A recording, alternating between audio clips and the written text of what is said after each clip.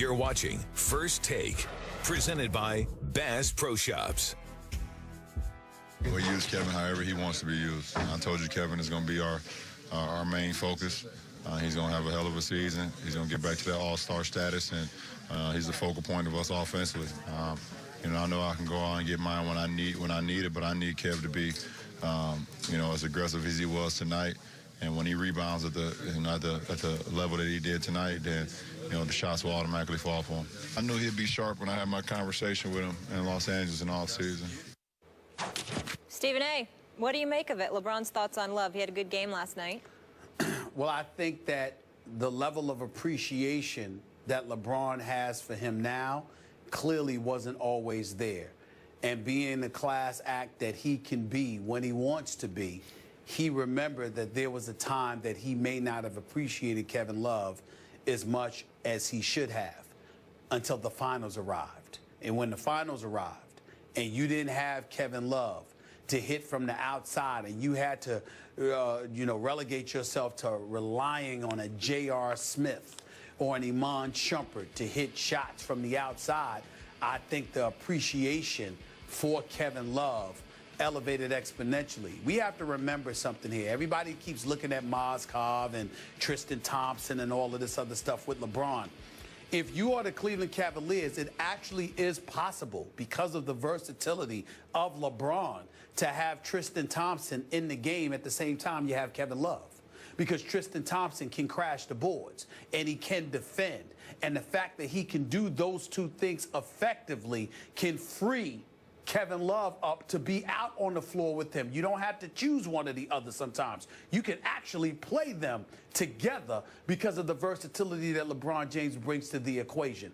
And I think LeBron James realizes, because of that loss in the finals to the Golden State Warriors, that this is a guy whose value can end up being immeasurable on this team with me on the floor with him, because I can get him the ball, and more importantly, I can get him open shots. And if there's one thing that Kevin Love can do, he can make some open shots from the perimeter and beyond the three-point line, as he showed last night, and even before to some degree against Chicago in the opener. Kevin Love can shoot that basketball. He's no superstar, but he is no scrub. He can play this game, and he can help Cleveland win a championship, and LeBron knows that. Yeah, I get what you're saying, but what I'm not buying is LeBron's trying to talk about Kevin Love as if he's some kind of Kevin Durant, and he's just not. No. He's trying to talk Kevin Love into being worth the $113 million extension that they just gave him, and he will never be. And I'm going to remind you that last year, 16 times Kevin Love was not played in the fourth quarter, sat the bench for the entire fourth quarter, because David Blatt's saying, I don't love this. I would rather go with Tristan or whoever else has a hot hand at that point in the fourth quarter. So remember, LeBron even tweeted last year about his frustration with Love, or maybe it was motivation for Kevin Love. And I get it, because, listen, the shocker of the night in the NBA last night is that the Cavaliers playing back-to-back on the road 30. At Memphis, they win by 30 points, and LeBron was only required to play 31 minutes with 12 points, 7 rebounds, and 5 assists. And Kevin Love had an okay game. He had 13 rebounds, 17 points. Okay, that's fine. I get it. But again, he needs them. Shot, but he's not going to be an all-star on this team. I'm sorry. Yeah, but he's an all-star. But he's an all-star for LeBron, with what LeBron wants to do, because of what he needs him to do. That's the difference here. All right, we got to leave it there. So we've got TS really needs no introduction. 6-time NBA champion, 6-time MVP, 19-time All-Star, and the NBA's all-time leading scorer. We welcome Hall of Famer Kareem Abdul-Jabbar. Such a pleasure to meet you. Yes, sir. Thanks so much for being here. Nice to be here. Thank you. So you are here to discuss your upcoming documentary, Kareem Minority of One, that debuts next Tuesday on HBO? Yes, on November 3rd. Okay, what can we expect from the film? Well, just some insights into what motivated me and what my actual feelings were about so many of the issues that I've become known for. I think it was time to do that and remove all of the mystery and get to a point where people could understand me better. Interesting. Why the title Minority of One? specifically? Well, just the people at Mandalay felt that my stances and just my path has been pretty unique, and I have not done it like anyone else has done it, so I am a minority one in that sense. You were always so outspoken on social issues, so controversial in your day. How would you characterize, or would you like to see more from today's pro athletes speaking out on social issues? Well, I'm glad to see that on things that are important and that are meaningful, that the athletes today are taking the initiative to say something. I remember two members of the Cleveland Browns spoke up when Tamir Rice was killed so horribly on Christmas Day last year. And they did that. They spoke out because they were both parents of young men.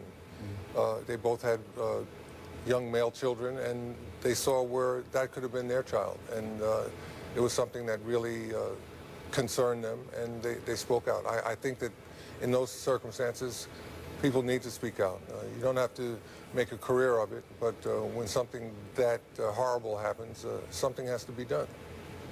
Kareem, one of the things that I've noticed and that's really, really pleased me about the modern day athlete, more so than, I'm not talking about your time, I'm talking about afterward, like that late 80s, mid 90s range where folks weren't really saying too much, weren't really willing to take on any issues. In today's day, it's not just the guys are willing to tackle issues. I find it that they're picking the right issues to tackle, like they're thinking for themselves as opposed to coming across as if somebody is thinking for them. Do you find that to be the case as well? Yeah, for the most part. I think you're absolutely right on with that. LeBron came out, wearing the sweatshirt with "I Can't Breathe" on it, and he was making a statement that a lot of people needed to listen to, especially the young kids that admire him. I think that his ability to communicate with them that way has raised their consciousness and got them to start thinking about things in a different way. And I think he's managed to do a lot of good in that sense. Last night, as you well know, Kobe Bryant began his 20th NBA season. You played 20 NBA seasons. You finished at age 42. Obviously, Kobe did not go to college, so he's 37. But just so our viewers can grasp this man played 66,297 minutes, the all-time record, and it's about 11,000 more minutes than Kobe has played right now. So how much of an advantage, if any, did a tall man have over a Kobe who's a two-guard? Is there some advantage there? I think the advantage that the frontline players have is that they don't have to play a speed game. On the perimeter, you have to be fast, you have to be quick, and just burning the rubber all the time really takes more out of you than it does for the frontline players who run a little bit further, but they do it slower. So, we don't get burnt out in the same way that the perimeter players do. Jumping, would you have jumped less in your later years? Would you be more of a position rebounder or more of a with your head rebounder than? I think everybody rebounds in their own style. There's not one style of rebounding. Wes Unseld was great as a position guy because you couldn't get around him. Manute Bol will just reach over you and grab rebounds. He could be more stationary. So it all depends on your physical attributes, how you do it. Kareem, one of the questions I wanted to ask you is basically a two-parter. Number one, I want to know, who do you believe to be the best big man in the game? Because I believe it's DeMarcus Cousins right now.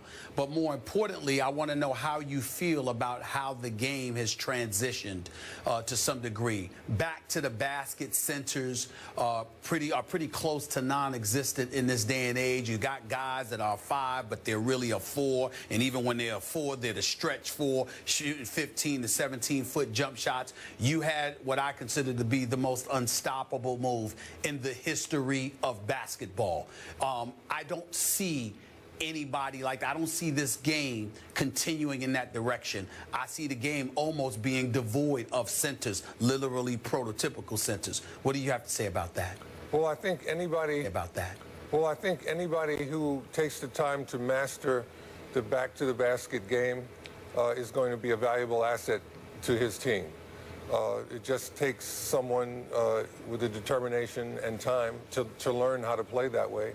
And that's a very valuable asset, to be able to get high percentage shots, 6 to 8 feet from the basket. You mentioned the way they're more versatile. I see a player like the young man Anthony Davis down with the Pelicans. He can do it all. And I think there's more and more versatility started to demonstrate. But height is always going to be an advantage. And the closer you get to the basket, the more that advantage plays in your favor. So I don't think that's going to change. It might take a different dynamic, but it's not going to change. Size and the ability to score closer to the hoop is always going to be an advantage for someone. Well, who's the best big man in the game in your eyes? The best big man ever? No, No, the best big man in the game today. Today. Geez, I haven't seen DeMarcus Cousins play, so I can't assess him. But Anthony Davis, he's able to do everything. He can score, facing the basket, back to the basket. He blocks shots, he rebounds. He does it all. I like the young man from the University of Wisconsin last year. He was able to play back to the basket and come out and shoot three-pointers. That type of versatility is a great asset. So, there's different ways to skin a cat. We'll see more and more as the athletes figure it out and apply it to their skills. We asked you about Dwight Howard when he was a Laker. Where do you see his career at this stage? Geez, Dwight Howard, he's somewhere in the middle of the pack. He hasn't ever stepped out and dominated the game in a way that made his team a shoo-in to win it all. I don't want to say any more than that. He plays with one of the best players in the game. So it's not all on his shoulders. Enough said. Kareem, thank you so much for the time, and very excited about this new documentary, Minority of One, on HBO Tuesday. We will set our DVRs. I'm also writing novels now. You are? Okay. There's a novel called Mycroft Holmes. It's about Sherlock Holmes' smarter and older brother. I think Stephen A. needs to read that. He might learn, might learn a little something. Yes, sir. Shots fired. Yes, sir. We need you around here more often. Yes, sir. I'm not getting into it with you, my man. Not the winner you are. I concede. So yes, you do. With please. You on your next long road trip, you got something to read that right. you can get a few chuckles at. And hey, Skip. Yes. 71 straight wins in high school, 3 consecutive national championships in college, and 6 championships in the pros. I have nothing to say. I know. I worship at the altar of Kareem Abdul-Jabbar. I got nothing to say. Well, thank you so much. Winner. Take care, Stephen. All right, buddy. Kareem, thank you. Up next, Russell Westbrook, impressive in his season debut last night.